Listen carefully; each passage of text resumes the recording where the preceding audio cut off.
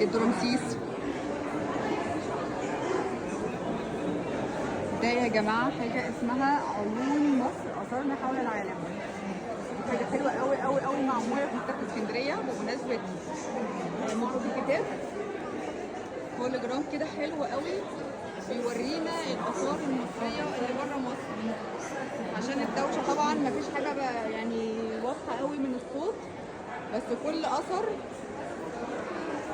يلا مش مشكله الناس اللي معديه دي، كل اثر بيقولوا هو موجود فين واكتشفوه فين وبتاع وينتمي لمين بالظبط.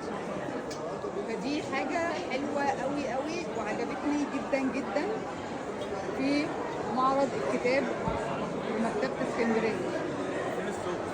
بيقعد يتكلم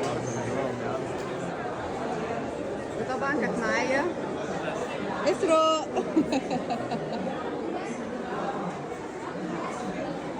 يلا اشوفكم على خير.